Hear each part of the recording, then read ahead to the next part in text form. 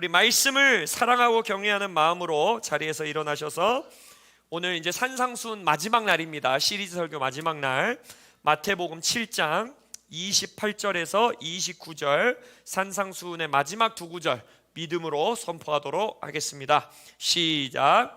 예수께서 이 말씀을 마치심에 무리들이 그의 가르침에 놀라니 이는 그 가르치시는 것이 권위 있는 자와 같고 그들의 서기관들과 같지 아니함일러라. 하나님, 우리가 예수님의 놀라운 말씀에 놀라는 정도의 그런 얄팍한 신앙과 믿음의 수준에 머물러 있지를 않기 원합니다. 우리는 무리들에게서부터 제자들로의 삶으로 나아오는 교회 공동체 되기를 원합니다. 그래서 교회로서 산상수훈의 말씀을 받게 하시고 교회로서 함께 산상수훈의 말씀을 이루어내는 교회 되도록 권면하게 하시고 교회로서 우리의 아버지가 온전하심과 같이 온전하게 살아가는 하비스 트럭 처치 되게 하여 주옵소서. 감사하며 예수님의 이름으로 기도합니다. 아멘. 자리에 앉으시겠습니다. 우리 산상수훈 시리즈 설교 11번째 시간, 산상수훈 설교의 마지막 메시지입니다. 오늘의 제목은 가르침에 놀라는 것에 머물지 말라. 가르침에 놀라는 것에 머물지 말라라는 제목으로 여러분들과 말씀 나누도록 하겠습니다.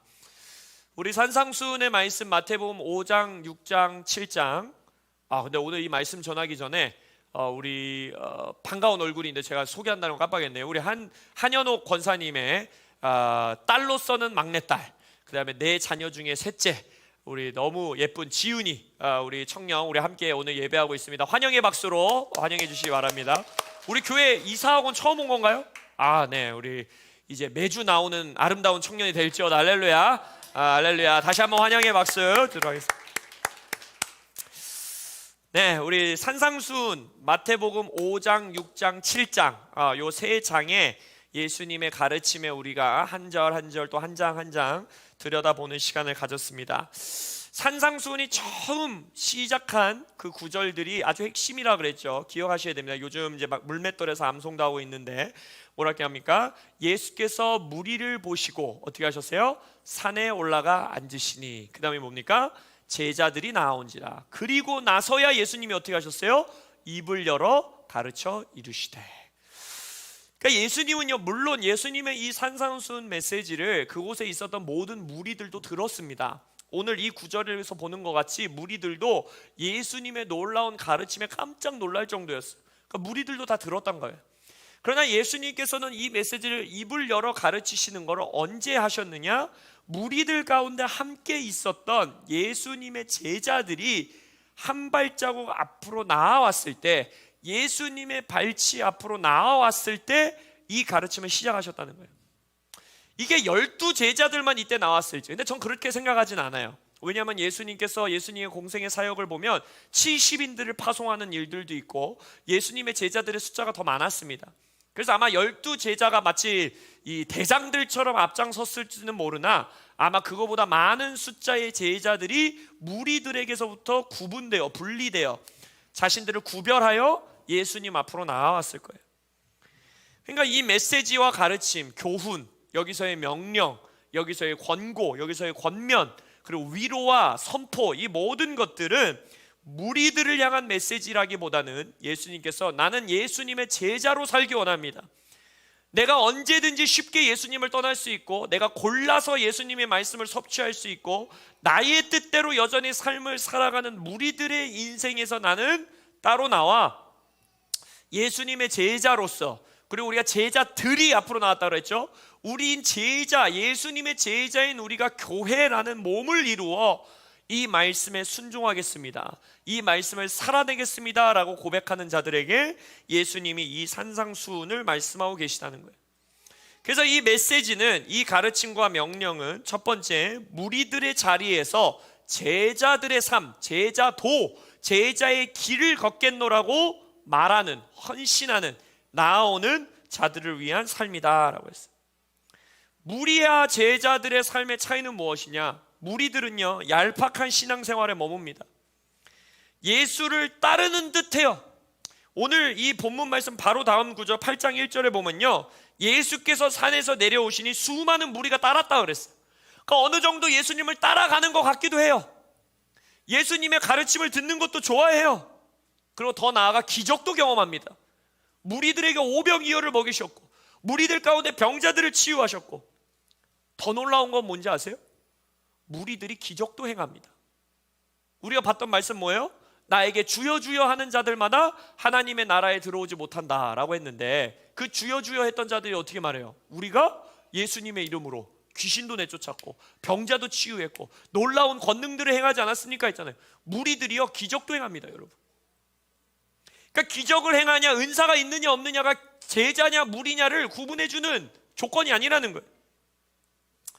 그러나 이 무리의 인생이 언제 무리로 드러나냐면, 예수님이 그들을 필요로 할 때 도망칩니다. 그리고 예수님이 십자가를 지시는 곳, 내가 내 목숨을 내어놔야 되는 곳, 나의 삶의 편리함을 희생해야 되는 때, 나의 삶의 재정을 내어놔야 되는 때, 나의 삶의 편안하고 안락한 자리를 벗어나야 하는 때, 그때는 어떻게 해요? 도망가요. 그 자리를 떠납니다. 그리고 또한 이 마태복음 5, 6, 7장에서 계속해서 말하는 것처럼 사람들의 시선을 계속해서 의식해요. 사람들을 두려워해요. 사람들에게 칭찬받고 칭송받는 것이 나의 삶의 모티브예요. 동기예요. 그리고 뭐예요? 땅에 부족하고 없는 것 때문에 염려하고 걱정하는 삶으로 계속 살아요. 내일에 대한 두려움으로, 내일에 대한 염려로 살아가요. 그러한 자들의 인생이 바로, 이 땅의 삶에 묶여있는 자들의 인생이 바로 무리들의 인생이라는 거예요. 그들은 이 산상수훈의 말씀을 받을 수 없고, 그 가르침에 놀라워할 수는 있지만 살아낼 수는 없다는 거예요. 또한 두 번째, 이 산상수훈의 메시지는 교회에게 주신 말씀이라는 걸 잊지 말아야 된다고 말씀드렸어요. 제자들이 나온지라 라고 했어요. 이것은 어떠한 개인의 성도를 향한 도덕, 윤리, 교훈을 준 것이 아니다라고 말씀드렸어요. 오히려 제가 말씀드렸죠, 개인은 절대 이 말씀을 이루어낼 수 없습니다. 예수님이 한 개인이 이 말씀을 이루어낼 수 있을 것 같아서 주신 말씀이 아니에요. 이것은 예수의 몸으로 존재할 때, 성령이 역사하시고 이끄시는 교회로 존재할 때 이 말씀을 살아낼 수 있는 능력을 주신다는 거예요. 서로가 권면해야 되고, 그 중에 말씀 중에 우리가 구체적으로 봤던 게 뭐예요? 내 눈에 있는 들보를 누가 볼 수 있다고 그랬어요? 내 옆에 있는 형제가 볼 수 있고, 그것을 사랑 안에서 뽑아줘야 되고. 할렐루야. 하나님이 아담과 하와를 창조하신 이후에 사람을 하나님의 모양과 형상대로 창조하사 남자와 여자로 창조하신 후 어떻게 하십니까? 그들에게 복을 주시며 이르시되 라고 했죠. 동일하게 예수님도 예수님의 이제 신인류라 할 수 있는 예수님의 제자들, 새 피조물들로 살아갈 자들, 예수님의 몸, 예수님의 신부를 불러내신 이후에 그들에게 가장 먼저 복을 주십니다. 구복이었죠. 팔복과 구복. 동일한 거예요. 결국 이것은 교회를 향한 메시지다. 교회를 향한 메시지다. 이것을 기억하셔야 돼요. 그렇기 때문에 여러분들이 교회를 세우고, 교회에 헌신하고, 교회를 사랑하고, 교회를 섬기고, 이러한 것이 산상수훈을 살아가는 발걸음들이라는 걸 잊지 않으시길 예수의 이름으로 축복합니다. 이것은 여담이지만 이 시대의 교회 안에 지금 퍼져 있는 잘못된 재정관도 그래요.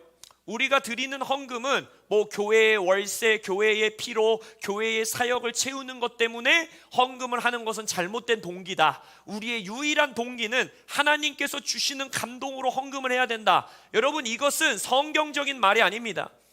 성경, 신약 성경에 나와 있는 연보, 헌금, 이 모든 것들을 보면요, 바울이 꾸짖으면서까지 교회들을 꾸짖는 헌금을 보면요, 성도들의 필요에 의한 헌금이었어요. 그리고 사도들의 사역의 필요를 위한 연보와 헌금을 걷습니다. 결국 뭐냐, 여러분, 교회는요 사회 조직이 아닙니다. 교회는요 어떤 코퍼레이션과 같은 기업이 아니에요. 이 교회 자체가 예수님의 몸입니다. 할렐루야. 그래서 교회의 필요를 채우고 교회의 사역을 나의 재정으로 섬기는 일은요 정말 소중한 일이에요. 귀중한 일입니다. 물론 하나님께서 예언적인 감동에 따라 우리에게 재정을 요구하시는 때도 있지만, 우리의 대부분의 재정의 흘려보냄과 재정의 섬김은 성도들의 필요, 그리고 사역자들의 필요, 그리고 이 교회의 필요를 채우는 일, 그리고 그것이 단순히 교회 월세 내기 위해서 헌금하는 것이 아니라 이 교회를 존재케 하고 이 교회를 세우고 이 교회를 건강하게 하는 일이 아까 말한 제자들이 나온지라 이 산상수훈을 살아내는 공동체를 세워나가는 일이라는 것, 그것을 믿으시기를 예수님의 이름으로 축복합니다. 그처럼 이 메시지는 바로 교회를 향한 메시지라는 거예요. 여러분, 오늘 본문 말씀은요 놀라운 말씀이에요. 이 두 구절을 그냥 쑥 우리가 지나가는데 진짜 깜짝 놀랄 만한 메시지입니다. 왜냐? 잘 보십시오. 먼저 삶의 희생이 없고 헌신이 없고 곧 예수님을 배반하고 떠나갈 이 무리들조차도요, 첫 번째 예수님의 가르침에 놀랐다라고 되어 있어요. 은혜를 받았어요. 은혜를. 예수님의 가르침. 오늘 말씀 너무 은혜로웠어. 오늘 우리 목사님 말씀 너무 은혜로웠어. 감동받았어. 은혜로웠어. 근데 거기서 멈추는 게 아니에요. 거기까지만 했으면 이 말씀은 별로 놀라운 일이 아니에요. 근데 거기서 멈추는 것이 아니라 보십시오. 다음 구절. 이는 그 가르치시는 것이 권위 있는 자와 같고 라고 했어요. 이건 무슨 말이냐? 말씀 안에서 영적으로 분별할 줄조차 알았다라는 거예요. 뭐예요? 저것은 권위 있는 메시지다. 하나님의 영적인 권위가 있다. 단순히 좋은 교훈, 그냥 잘 짜여진 설교가 아니라 정말 영적인 권위가 있는 말씀이다를 분별할 줄 알았다라는 거예요. 무리들조차도. 그 다음 구절을 또 보십시오. 그들의 서기관들과 같이 아미하밀러라. 뭐라 그랬어요? 올바른 말씀이 뭔지도 분별할 줄 알았다라는 거예요. 그들의 서기관들이 가르치는 말씀과는 다르구나. 이 말씀이 진리의 말씀이구나. 이 말씀이 생명의 말씀이구나.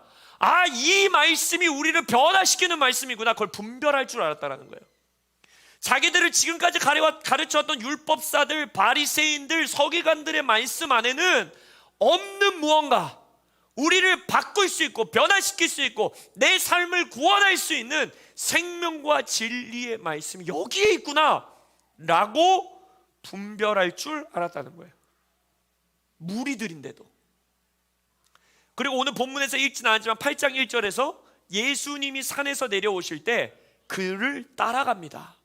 그러니까 무리들조차도 어느 정도까지 예수를 따라간다라는 거예요. 그러니까 여러분, 무리도요 아무나 무리가 될 수 있는 게 아니에요. 여러분, 영적 분별력도 있고요, 말씀의 은혜에 반응할 줄도 알고요, 어떤 말씀이 생명의 말씀이고 어떤 말씀이 이단의 말씀인지도 정확하게 분별해낼 줄 알고요, 어느 정도 예수님을 따라가기도 하고요. 아까 말했죠, 기적도 행합니다. 그리고 예수님의 기적도 내가 누리고 경험합니다. 그러니까 교회 안에서도요 무리들이 있을 수 있고 제자들이 있을 수 있다는 거예요. 이것은 우리에게 거룩한 두려움을 줘야 됩니다. 내가 말씀에 은혜 받고 어떤 말씀이 좋은 말씀인 줄 알고 말씀의 가르침 안에서 내가 심지어는 삶에서 어느 정도 적용도 하고 이 말씀이 정말 진리의 말씀이구나, 이단의 말씀에서 분별해낼 줄도 알고. 여러분, 우리의 교회 안에는 무리가 아닌 오직 제자들만 있으시길 예수님의 이름으로 축복합니다. 그래서 이 말씀을 보면요, 전 28절 29절을 보면요 한국 교회가 느껴져요. 한국 교회. 정말 한국 교회만큼 가르침이 놀라운 교회가 없습니다. 여러분, 이건 제가 괜히 하는 말이 아니고요, 말씀이 좋다 안 좋다를 분별하는 건 좀 어떻게 생각해보면 좀 그런 건데, 그래도 사람이 좀, 여기 무리들도 그러잖아요. 이게 진짜 말씀이구나, 이건 좀 별로구나, 이렇게 분별했다 그랬잖아요. 우리도 그런 거 있죠. 근데 미국에서 친구들이 저한테 막 가끔 이렇게 연락을 해요. 야, 이 미국의 목사님 설교 들어봐야지, 대박이야, 대박, 이거 꼭 들어봐야 돼 하고서 이렇게 공유를 해주면 가끔 너무 평이에요. 미국 목사님들의 말씀 어쨌든 들어보면 우리가 HIM에서 좀 너무 귀가 높아졌어. 근데 대부분의 이 정말 메가 처치들이고 교회에 사람들이 많이 모이고 젊은이들이 많이 모이는 교회의 목사님들의 설교를 보면요 아주 평이한 경우가 되게 많아요. 근데 한국은요 설교 조금 잘해봤자 아무 빛이 안 나요. 여러분, 그거 아세요? 한국에는 설교 잘하는 목사님들이 너무 많아요. 진짜 웬만한 교회의 목사님들을 보면요 한국 교회 목사님들만큼 설교 잘하시는 분들이 없어요. 이거는 팩트예요, 팩트. 놀라운 가르침이 홍수와 같이 있는 나라가 어디냐? 바로 이 나라예요, 대한민국이. 그래서 대한민국 성도님들만큼 귀가 높은 성도님들도 없어요. 말씀을 분별해낼 줄 알고요, 들으면서 성경 저 좀 구절의 몇 장이 아닌 거 아닌가? 이거 이 가르치면 좀 다른 거 아닌가? 미국 사람들은요 설교 끝나고 질문 안 합니다. 질문 안 해요. 지금 마이크 또 나갔나요? 들리나요? 그런데 이 한국 백성들은, 이 성도님들은 너무나 훌륭해서 말씀을 너무 잘 알아요. 그래가지고 막 말씀에 대한 연구도 많이 하고 신앙 서적도 누구보다 많이 읽고 정말 똑똑하고 분별력 있고, 이 28절 29절에 마치 한국 교회를 말하는 것 같아요. 그러나 그것은 귀한 겁니다, 여러분. 저 이거 지금 부정적으로 얘기하는 게 아니에요. 정말 귀한 은사이고 하나님이 우리에게 주신 은혜예요. 근데 우리 한국 교회가 무리의 자리에서 제자의 자리로 끝까지 나아가야 되는데, 그러한 모습들이 무너지는 것이 저는 두 가지에서 가장 극명하게 보여진다 그래요. 첫 번째 뭐냐? 교회의 희생이 점점 줄고 있어요. 교회 안에서 희생하고 헌신하는 성도의 모습이 계속해서 줄고 있습니다. 이전 세대와 달라요. 이전 세대의 기도에 애썼고 모든 삶의 우선순위가 교회 안에 있었고 그들의 재정과 시간, 한국 교회의 금요 기도회가 사라진 것만 해도 충분히 알 수 있습니다. 한국 교회가 부흥기에는요, 금요일에는 교회들이 꽉꽉 찼어요. 그리고 모든 교회들이 철야였어요. 그야말로 철야. 밤 9시에 모여서 막 새벽 2, 3시, 4시, 5시까지 기도하던 그 문화, 그 희생이 사라졌습니다. 심지어 그래도 기도원에서는 그나마 그것을 유지하고 왔었는데, 지금은 오살리 기도원에서도 어느 기도회에서도, 기도원에서도 철야를 하는 문화가 사라지고 있어요. 이 나라의 교회의 부흥은요, 철저하게 성도들의 희생과 헌신 위에 세워졌습니다. 재정의 헌신, 시간의 헌신, 모든 것의 희생. 그러나 이제 교회의 우선순위가 뒤바뀌고 있어요.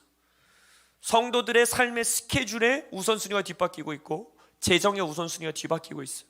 이것은 여러분들을 향해서 제가 질책의 말씀을 드리는 것이 아니라 한국 교회의 전반적인 모습이 그래요. 근데 이 모습은요, 유럽 교회에서 가장 먼저 나타났고, 여러분 유럽 교회는 위대한 교회입니다. 그들이 종교 개혁을 이끌었던 유럽의 교회들이에요.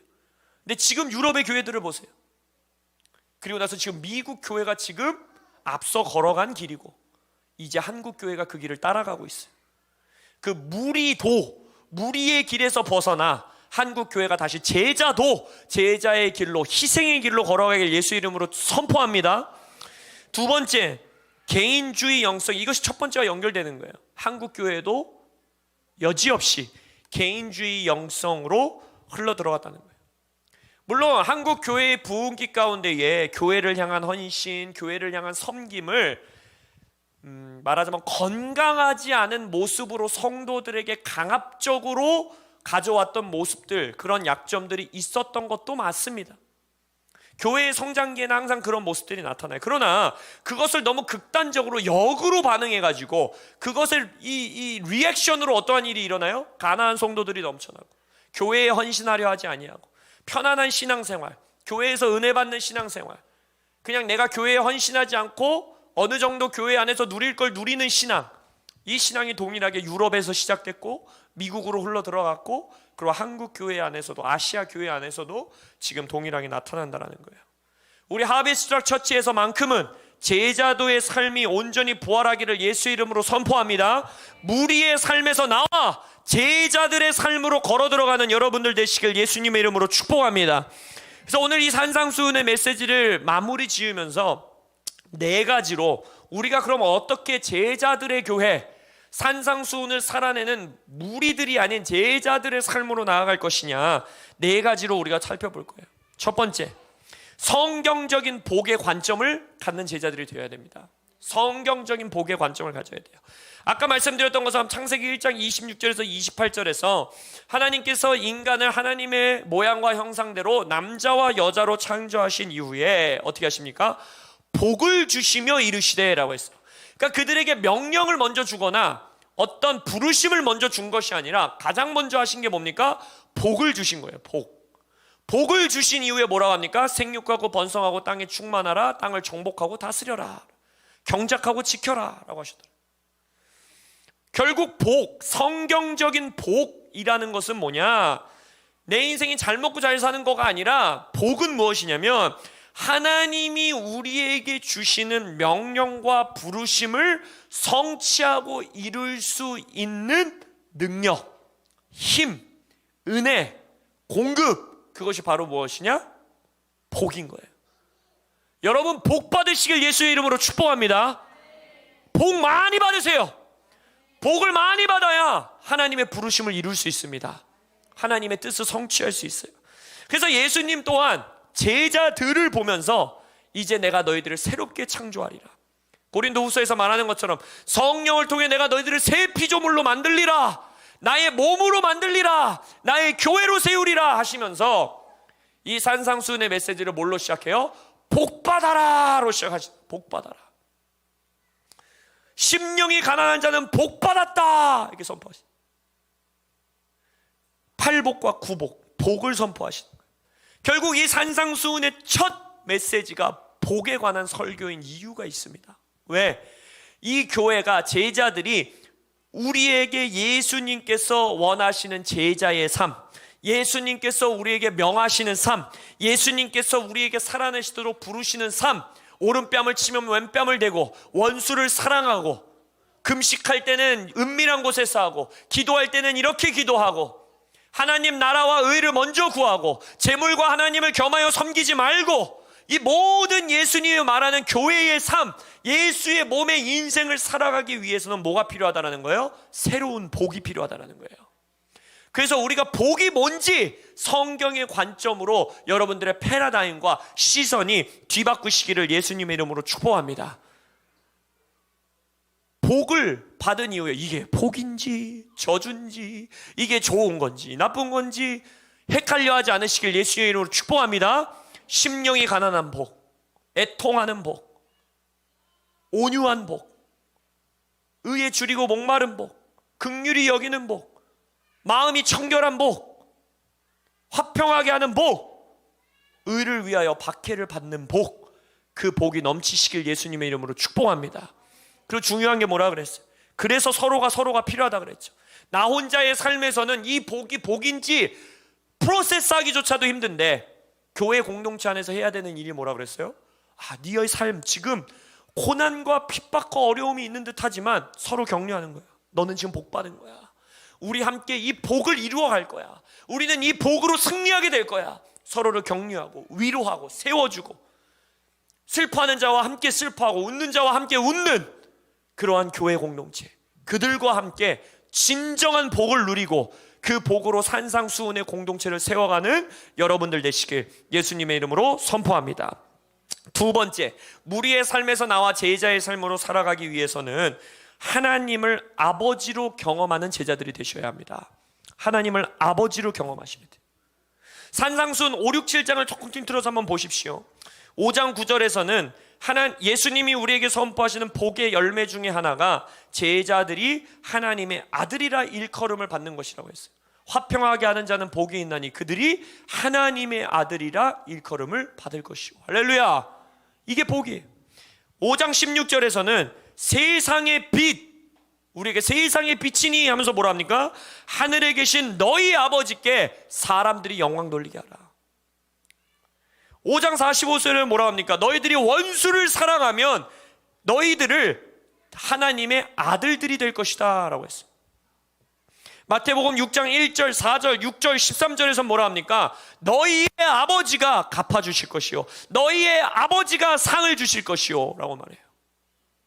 마태복음 6장 9절에서는 우리의 기도조차도 뭐라 그랬어요? 하나님을 우리의 아버지로 보는 자들만이 할 수 있는 특권이 뭐라 그랬어요? 기도라 그랬어요.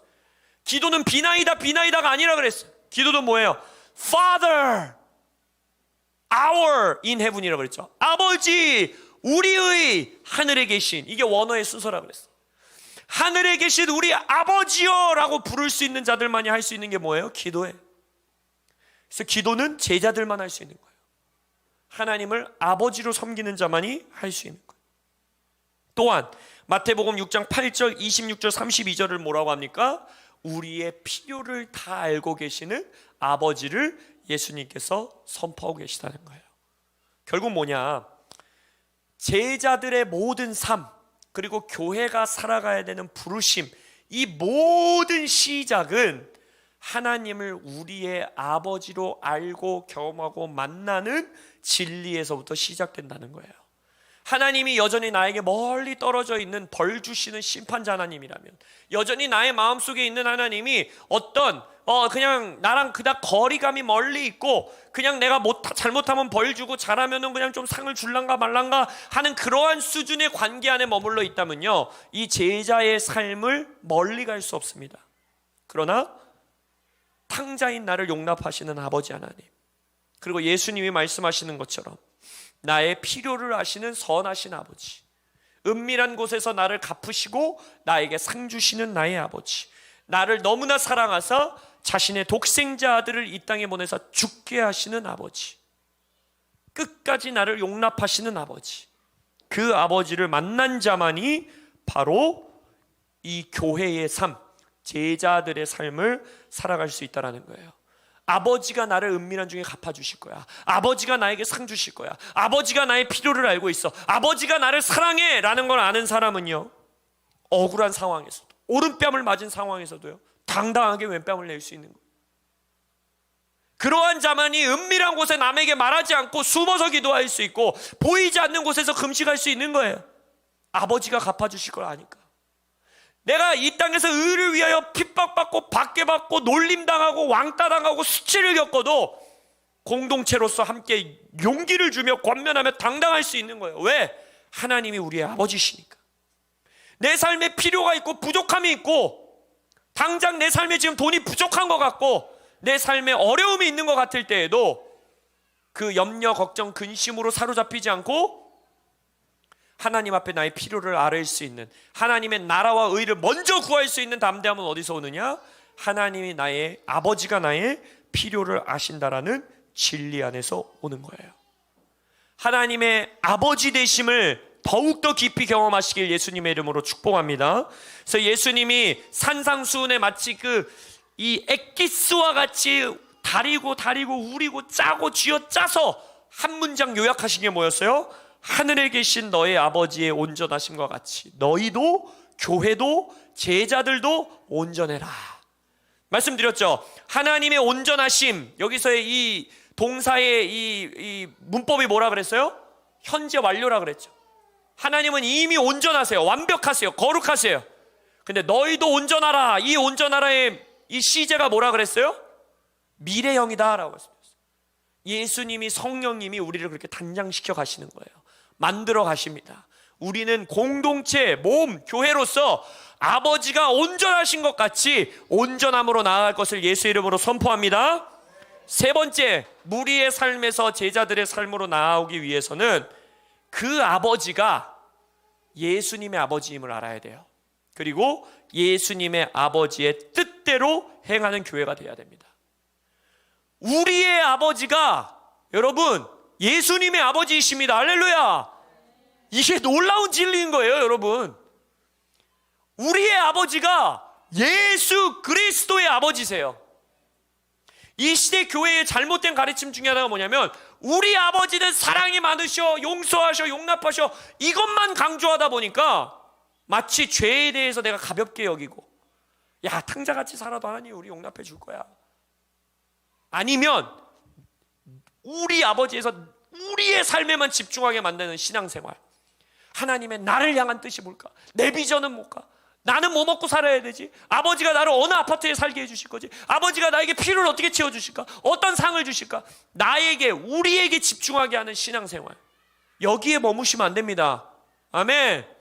그럼 그 삶을 벗어날 수 있는 건 뭐냐면, 그 나의 필요를 아시고 나에게 상 주시고 나에게 갚아주시고 나를 용납하시고 나를 용서하시는 우리의 하나님이 누구의 하나님이라는 거예요? 예수님의 하나님이라는 거예요. 예수님의.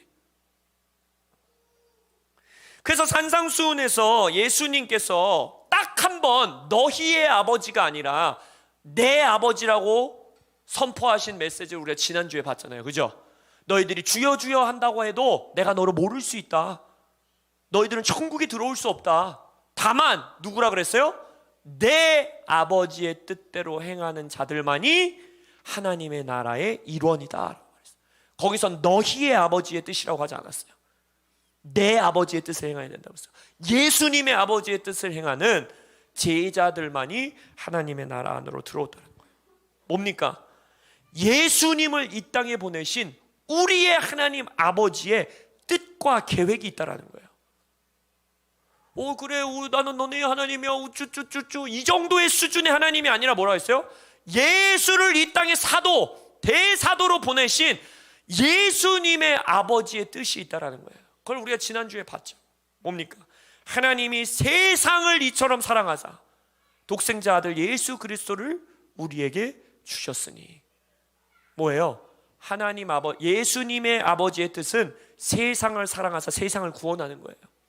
또 뭡니까? 디모데전서 2장 4절에 모든 자가 구원을 받고 진리를 아는 데까지 이르기를 원하노라. 영혼들의 추수와 구원을 아버지가 원하신다라는 거예요. 더 나아가 시편 110편, 히브리서 1장, 고린도전서 15장에서 반복적으로 하나님이 또 말씀하시는 건 뭐예요? 모든 원수를 나의 아들 예수의 발등상 삼겠다. 그 아들 예수의 발 아래 두겠다. 뭐예요? 이 세상을 사랑하사 세상을 회복하시고 이 땅을 구원하시고 변화하시고 개혁하시고 원수들의 모든 역사를 예수님의 발 아래 두시겠다는 거예요. 그게 하나님의 뜻이에요. 결국 고린도전서에서 예수님은 모든 열방이 예수님의 발 아래 순종하게 하고 그 다음에 어떻게 하신다 그래요? 그 나라를 예수님이 다시 아버지께 드림으로 아버지 하나님이 만유 가운데 주인이 되실 것이다 라고 말해요. 결국 아버지의 뜻은 뭡니까? 예수님의 아버지의 뜻은 뭡니까? 이 땅을 구원하고 영혼을 추수하는 겁니다. 부흥과 개혁, 사회 각 영역을 예수님 발 아래 복종케 하고 변화시키고 그 가운데 하나님의 통치와 다스림을 드러내게 하는 것, 그것이 제자들의 삶이라는 거예요. 그것이 교회의 부르심이라는 거예요. 그 뜻을 행하는 자만이 하나님의 나라의 일원이라는 거예요. 여러분의 직장이 여러분의 선교지임을 예수 이름으로 선포합니다. 여러분의 가정과 여러분의 학교와 여러분의 친구들과의 관계와 여러분의 재정에 하나님의 다스림이 임하게 하시는 것, 이것이 예수님의 아버지의 뜻이에요. 두 번째, 여러분들이 행하는 모든 것, 돈 버는 것, 돈 쓰는 것, 시간 보내는 것, 건강 관리하는 것, 부부 생활하는 것, 자녀 양육하는 것, 공부하는 것, 노는 것, 기쁨을 누리는 것, 이 모든 것에 결론과 핵심이 뭐여야 되느냐? 영혼을 사랑하고 영혼들을 온전케 하고 영혼들을 추수하는 일이어야 된다는 거예요. 율법조차도 그렇다고 예수님이 말했죠. 예수님이 공생의 사역을 하면서 안식일을 어겨가면서 이 팔이 굽은 자의 팔을 펴고 절름발이를 일으키고 사람들을 온전케 하는 것을 보고 바리새인들이 뭐라 그래요? 너는 하나님이 보낸 자일 수가 없어. 율법을 어기는데 네가 어떻게 하나님을 보내신 자야? 라고 하니까 예수님이 뭐라고 합니까? 너는 율법이 뭔지를 모른다. 아버지의 뜻이 뭔지를 너는 모르고 있다. 아버지의 뜻은 율법을 통하여서도 뭐예요? 사람들을 온전케 하려 하심이 아니냐. 이 시대의 교회가 교리와 신학의 서로의 이 다툼 안에서 벗어나기를 예수 이름으로 축복합니다. 바울은 어떻게까지 말했어요? 심지어 내가 채식주의자를 구원할 수 있다면 내가 채식주의자가 되겠다 이러잖아요. 육식하는 자를 내가 구원할 수 있으면 내가 육식하는 자가 되겠다 하겠죠. 율법 없는 자를 내가 구원할 수 없으면 율법이 없는 자와 같이 내가 살겠다라고 말했죠. 그리고 율법에 매여있는 유대인들을 구원하기 위해서 어떻게 하겠다? 내가 율법에 매여있는 자와 같이 되겠다 이러죠. 왜요? 그 모든 것의 핵심은 뭐예요? 한 영혼이라도 내가 더 추수하기를 원하노라. 땅의 회복, 세상의 구원, 땅의 개혁, 사회 영역에 하나님의 통치가 임하게 하는 것, 그리고 영혼을 온전케 하고 영혼을 사랑하고 영혼을 섬기고 결국에는 구원받고 진리를 아는 데까지 이르게 하는 것, 이것이 무리의 삶에서 제자의 삶으로 벗어나게 하는 예수님의 아버지의 뜻에 헌신하여 살아가는 자의 삶의 태도인 것입니다. 여러분, 그래서 교회에 3가정씩 초대하세요. 교회를 알리세요.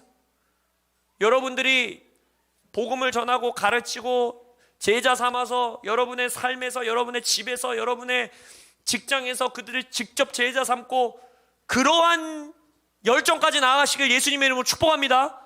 근데 거기에 가기 전에 전 단계로 일단 교회 예배에 초대하세요.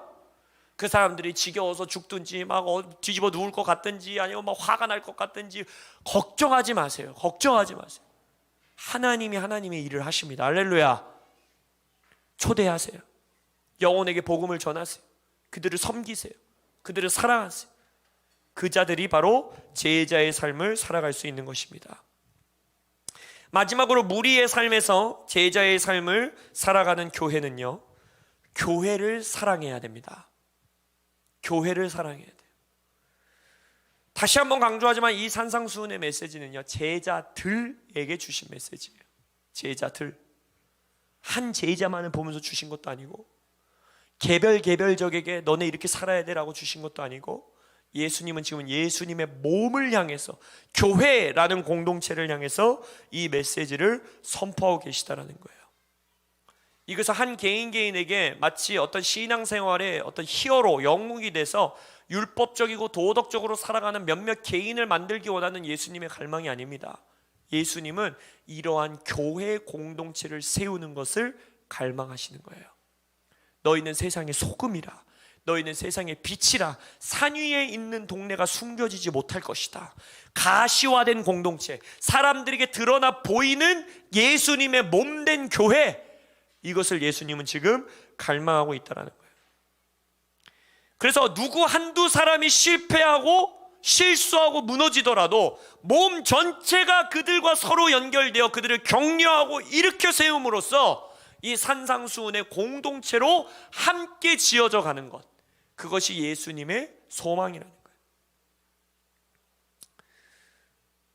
그래서 여러분, 교회를 사랑하는 사랑, 교회를 헌신하는 것, 교회를 위해 희생하는 삶을 내 안에서 회복시키는 것이 바로 산상수훈의 삶을 살아내는, 그리고 무리의 삶에서 제자의 삶으로 내 옆에 있는 성도와 함께 걸어 나오는 가장 구체적인 걸음 중에 하나입니다. 그래서 이 교회에 봉사하는 것, 교회의 성전으로 나와 기도의 집을 세우며 기도하는 것, 교회에서 하고 있는 사역들에 동참하는 것, 덕홀 기도에 나와 기도하는 것, 금요 돌파 기도 시간에 나와 기도하는 것, 교회 예배에 참여하는 것, 교회의 필요를 채우기 위해 헌금하고 봉사하는 것, 이 모든 것이 종교 활동이 아니라, 교회 활동이 아니라 바로 예수의 몸을 세우는 일이고, 산상수훈을 함께 살아갈 공동체를 든든히 하는 여러분의 섬김과 희생이 되는 것이에요. 그리고 그러한 자들은 절대 무리의 자리에 머물러 있지 않습니다. 항상 제자의 자리로 나올 수 있는 성도들이 될 수 있는 거예요. 여러분, 교회는 영광스러운 것입니다. 교회가 아무리 스캔들이 나고, 교회가 아무리 종종 죄 때문에 넘어지고, 교회가 아무리 구멍이 뽕뽕 뚫려 있는 것 같아도요, 교회만이 예수님의 전략입니다. 하나님의 유일한 비밀의 경로는 교회입니다. 다른 거 없습니다. 교회를 사랑하시길 예수님의 이름으로 축복합니다. 그리고 교회를, 그 지금 점도 많아 보이고 흠도 많아 보이고 구멍도 뚫려 있는 것 같은 교회를 점도 없고 흠도 없는 아름답게 단장된 신부로 세워가는 일에 동참하시고 헌신하시길 예수님의 이름으로 도전합니다. 아멘. 우리 하비스트 처치는 모두 무리의 편안한 삶, 무리의 얄팍한 신앙, 언제든지 도망갈 준비를 하는 무리의 삶이 아닌 제자의 삶으로 나와 함께 이 산상수훈의 길을 걸어가는 여러분들 되시길 축복합니다. 그래서 4가지 기억하세요. 첫 번째 뭐라고 했습니까? 복의 관점이 바뀌어야 됩니다. 성경적으로 복이 무엇인지를 깨닫고 그 복을 받아 누리고, 그래서 그 복으로 예수님의 부르심을 이루어 나가는 교회 되십시오. 둘째 뭡니까? 하나님을 아버지로 경험하여 아셔야 합니다. 우리의 아버지를 경험하여 아는, 하늘에 계신 우리의 아버지께 기도하는 하비스트 트럭 되시길 예수님의 이름으로 축복합니다. 세 번째, 그 우리의 아버지가 예수님의 아버지란 걸 기억하시길 축복합니다.